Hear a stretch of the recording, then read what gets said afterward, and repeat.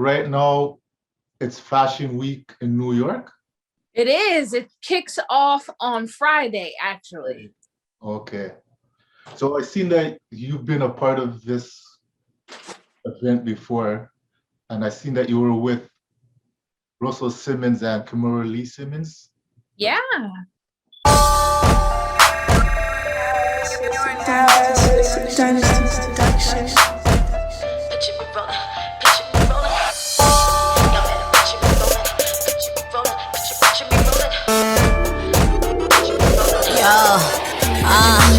Gonna make it to the top, man. Picture me roll it. Picture me roll it. Picture me roll it. Ray Charles and these niggas up. Picture me roll it. Picture me roll it. Picture me roll it. Ain't nobody gonna stop me. Picture me roll it. Picture me roll it. Picture me roll it. Going hard cause I'm hungry, bitch. Picture me roll it. Can you tell us about that? Yeah, that's actually where I started at just 19 years old. I was about 18 going into 19. Yeah. That's where where I started. And I basically did Fashion Week with them. Fat Farm, Baby Fat Days. And then Kimora introduced me to Naomi Campbell and her cousin Desiree. Yeah. And what people don't know is that back in the day, Naomi Campbell had her own PR firm called NC Connect. Oh, yeah, I didn't know that. Yeah. And she used to run a lot of the shows. Okay. Seating and things like that for shows back when there were tents in Bryant Park. Yeah. So how was it working with Naomi Campbell? It was good. Okay. It was good. I mean, the industry back then was so raw and I was so young, that's actually what prompted me to start my own firm at 19. Yeah. Because there was a lot of things that I had never seen. So was it hard to start up your own firm? No, it's not hard to do anything. It's not hard to start a thing. All right. So no, it was not hard. Yeah. So I've seen some of your work has been covered by outlets like BET, CNN, and Ebony. Could you tell us how you felt having your work get recognized in that way? I mean, amazing. It's been almost 20 years for me. In the game, we're probably right at like 19. Yeah. It's been a long time. So when you see anything like that, you're like, dang, God did that for me. You know what I mean? But whatever you work hard for will manifest itself, right? Whatever you believe in the most will manifest itself. Yeah. So ultimately, there's nothing, I don't really get surprised much anymore. I just am grateful. Yeah. So yeah. For some of our viewers that might not know, what is it exactly that you do? You make fashion for models or the regular person? So I do a few things. I like to call myself a serial entrepreneur. Okay. And that's simply because everyone's been asking me that for the past couple of days. Like, what does that mean? Yeah. And what it means to me is that when you own more than 3 businesses, then you can, claim that title as serial. I own 5 businesses. So I do have a clothing line, but I am the owner of New York Fashion Week Black. I got in the business though with PR. So I've been owning my PR firm for about 18 years. Yeah. Okay. And then I have a production company. I also own a company called Melanated Airbnb Host of America. And I also have a skincare line. I'm like, I think I'm missing something. That's good because I didn't know. I thought it was just the fashion. I didn't know you had those different lanes. Yeah, so yeah, but when I first got into the business, it was PR. I just released my first collection named after my grandmother, who I never met, Maria Inez, just last season. Okay. So I did about 10 pieces during Fashion Week, and now I'm launching my own brand of Fashion Week called New York Fashion Week Black. Okay. So could you tell us more the inspiration behind that? Of launching the New York Fashion Week Black? Yeah. Yes, of course. So I launched it simply because I feel like I trust myself. I trust myself with the emerging designer more than I trust anyone. Yeah. But I trust myself with you more than I trust anyone with you.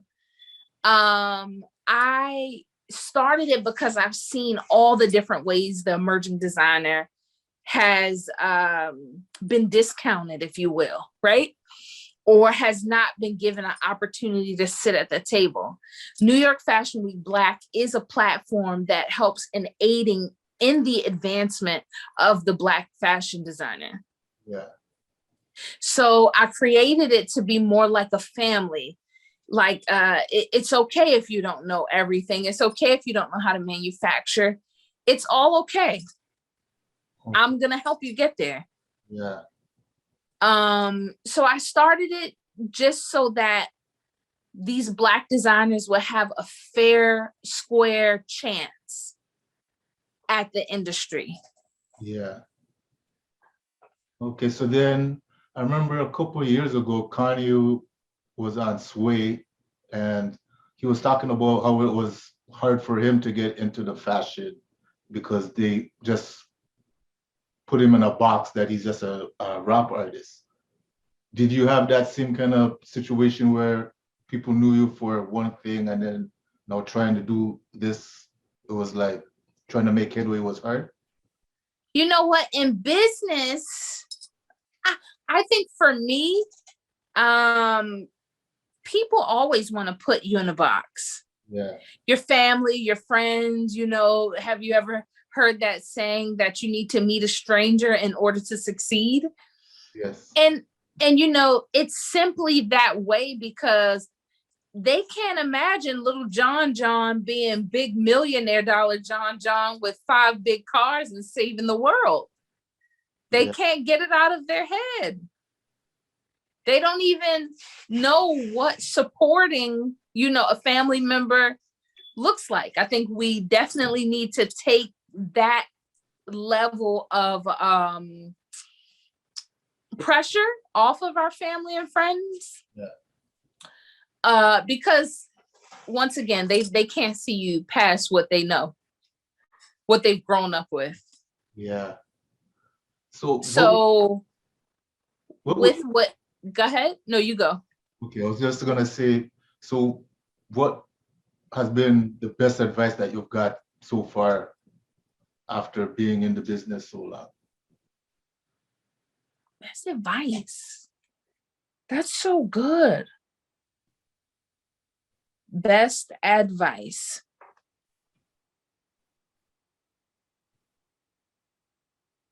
Sheesh. You got me. Yeah. You got me. I'm not sure. Not sure. So what do you have any advice for anyone that's trying to do a similar thing like what you're doing? Stay focused. Keep your head to the ground. Don't get distracted. Anything that you desire, anything that you can see, you can feel, right? Anything that you speak can come to pass. So protect your mind, the things that you put in it. Protect your thoughts. Be careful of the things that you speak because they will come to pass.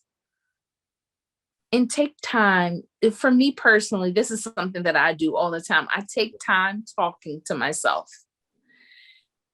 And I take time to spend time in my thoughts. Yeah. Because that's where you create your life. Okay. So that's what I would say. Yeah. Spend time upstairs. So since it's Black History Month, could you tell us any legends that's been in the fashion? Because we know in hip hop, there's usually the 1-2 people like Dapper Dan, someone mentions, but are there any other figures that you feel have been legendary that people might not know about? That people might not know about. My friend Dapper Afrika. Okay. He passed away about 2 years ago. Yeah. But he was a homeless celebrity stylist here in New York City. Yeah. And the thing with Dapper, I'm just smiling, right? Dapper is like, he was a living legend. Yeah. He could take all of your old dirty sheets, something you clean the floor with. He could take the mop head. He could cut all the bristles off a broom and make a hat. Yeah. He was the epitome of fashion. Look him up whenever you get a chance. Dapper Afrika, Afrika. Yeah. And he was amazing.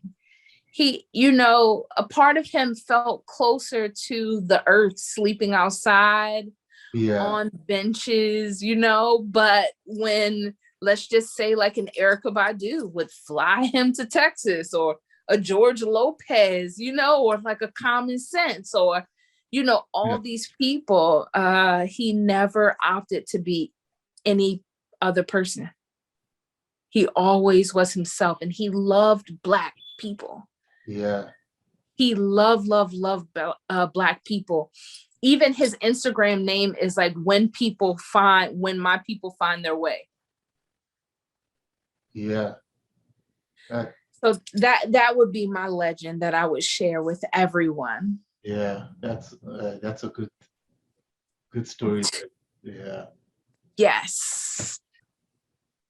Since you know a lot about hip hop, do you feel that the fashion in hip hop has made people know about how fashion is in the different parts of the communities and cities around America? Absolutely. Absolutely. We wouldn't do, like, I'm from Baltimore, right? So I'm not sure what they call them anywhere else, but gangsters, right? Yeah. That's braids that are, apart in the middle and they're braided down the sides, right? Yeah. We wouldn't have that if that wasn't for the West Coast, right? Easy. And then the Midwest, you got like Bone Thugs and Harmony and stuff like that. Yeah. We wouldn't have bamboo earrings if it wasn't for New York, right? Yeah. So yeah, absolutely. Gold teeth, was big for all Black people, but I do believe that it resonated and started on the East Coast. Yeah, I agree. Started there. So let me think. And what else?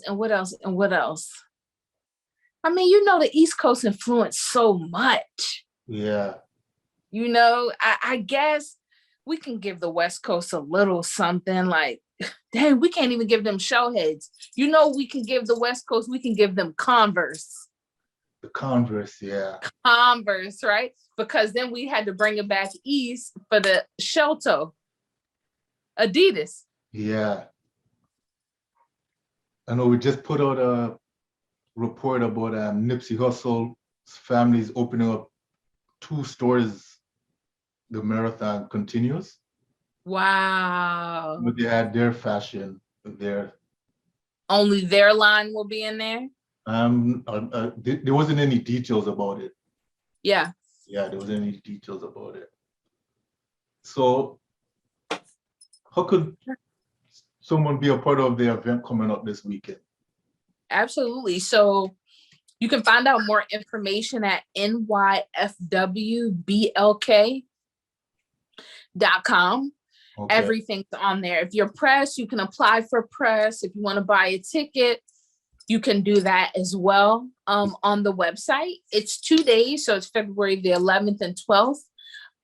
We now have 11 designers showing with us, which is absolutely amazing. We will be showing in Soho. Okay. Yeah, that's about it. All right. So best of luck with the event. Thank you so much. Super cool. Yeah. Well, thank you so much for having me. No problem. Thanks for coming on. Absolutely. Anytime. I'll come back anytime. Yeah, we'll have you back. Yeah, for sure. Okay, awesome sauce. Let us know your thoughts below and hit that notification bell after subscribing. Visit www.tvn.com